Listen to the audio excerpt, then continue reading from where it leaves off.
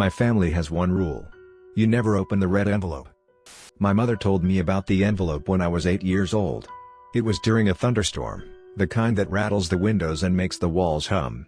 She brought me up into the attic, a room I'd always thought was off limits, filled with old trunks, boxes wrapped in yellowed twine, and dust so thick it clung to your eyelashes. She sat me down on a weathered stool beneath the hanging pull-chain bulb, and she didn't speak for a long time.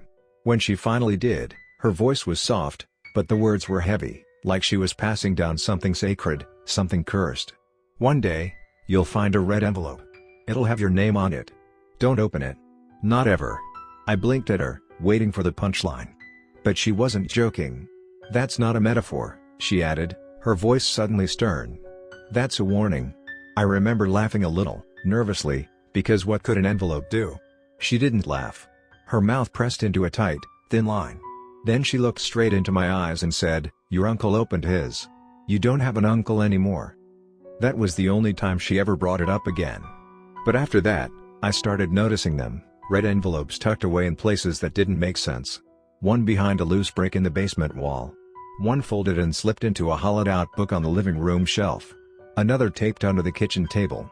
They were always sealed, thick, and clean, pristine, no matter how dusty or forgotten the hiding spot. And always with a name written on the front in that same flowing, inky script that felt just a little too perfect, like it had been written with something older than a pen. No one ever touched them. No one ever opened them. But I saw what happened to the people who did.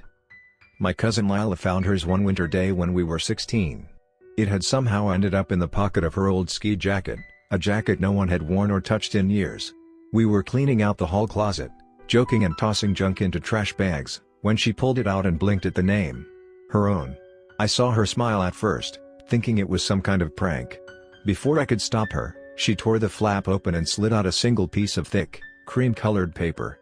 Her eyes moved across the page. 3 lines. That's all it took. And then she just changed. The color drained from her face.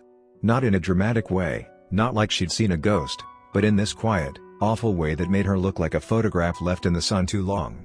She walked out the back door barefoot into the snow. Didn't say a word. Stood on the edge of the frozen pond for a full minute. Then stepped onto the ice. We pulled her out, but it didn't matter. She wasn't there anymore. Just a body, cold and empty. Nobody talked about it afterward. Her mother moved away within the month. My mom stopped speaking to the rest of the family. And still, the envelopes kept appearing. My dad found his in the back of the pantry, tucked behind the rice bags.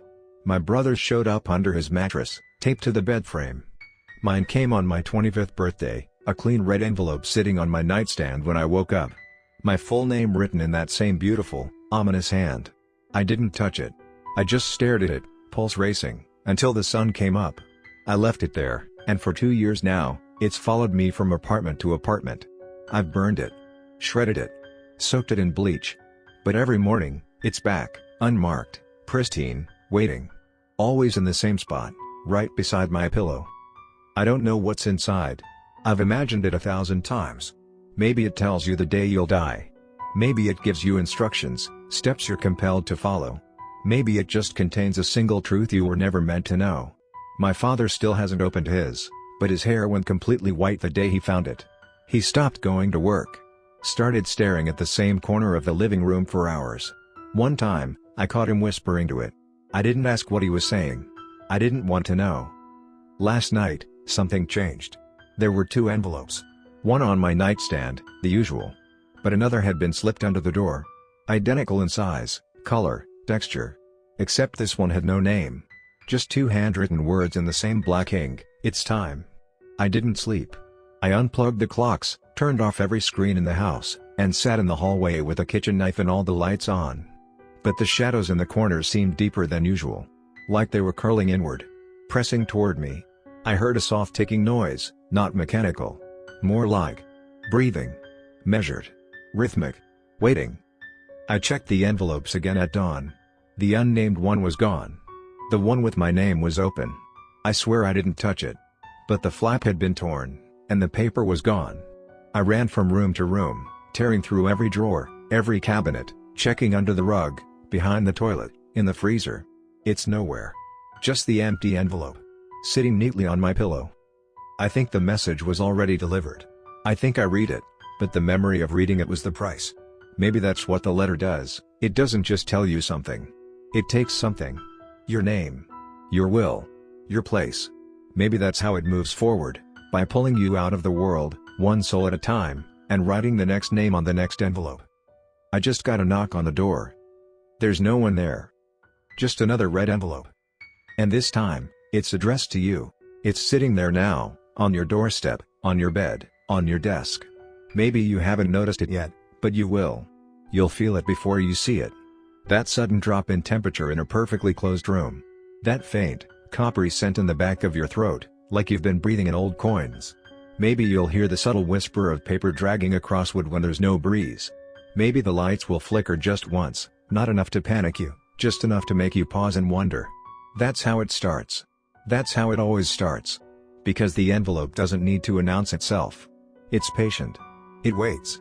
And once it chooses you, it doesn't go away. You'll try to reason with yourself. Maybe it's just a prank. Maybe someone read this story and thought it would be funny to slip an envelope under your door.